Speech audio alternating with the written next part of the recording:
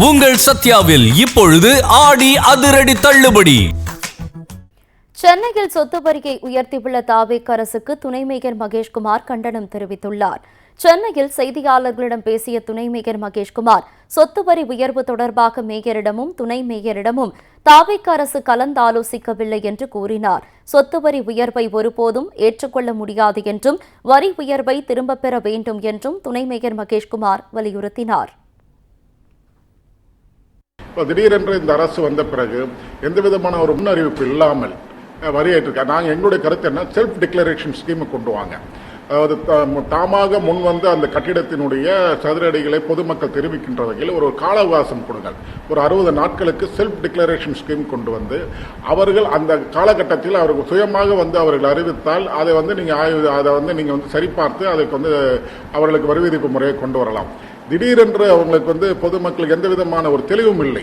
நீங்கள் இந்த சதுரடி 5000 சதுரடிக்கு மேல் உள்ள கட்டிடங்கள் மட்டும்தான் நாங்கள் மறு ஆய்வு செய்கின்றோம், இல்லை வணிக கட்டிடங்கள் மட்டும்தான் மறு ஆய்வு செய்கின்றோம் என்றது ஒரு தெளிவில்லை, ஒரு புரிதல் இல்லை. அது தற்போது இதை நிறுத்தி வைத்து செல்ஃப் டிக்ளரேஷன் முறையை கொண்டு வந்து அந்த காலாவகாசம் ஒன்று அளித்து அதுக்குள்ள அவர்கள் சுயமாக தெரிவிக்கலை என்றால் நீங்கள் தொடர்ந்து இதுமேல் இந்த சதவீதத்திற்கு மேல் உள்ள கட்டிடங்களுக்கு மட்டும்தான் நாங்கள் ஆய்வு செய்கின்றோம் தெளிவுபடுத்திவிட்டு இது ஆய்வு தொடரலாம். சென்னையில் சொத்து வரியை உயர்த்தியுள்ள தாவேக் அரசுக்கு துணை மேயர் மகேஷ்குமார் கண்டனம் தெரிவித்துள்ளார்.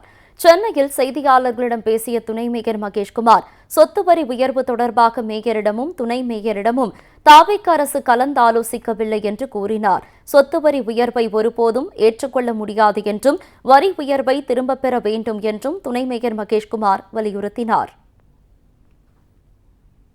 திடீரென்று இந்த அரசு வந்த பிறகு எந்த விதமான ஒரு முன்னறிவிப்பு இல்லாமல் வரி ஏற்றிருக்காங்க. நாங்கள் எங்களுடைய கருத்து என்ன, செல்ஃப் டிக்ளரேஷன் ஸ்கீமை கொண்டு வாங்க. அதாவது தாமாக முன் வந்து அந்த கட்டிடத்தினுடைய சதுர அடிகளை பொதுமக்கள் தெரிவிக்கின்ற வகையில் ஒரு கால அவகாசம் கொடுங்கள்.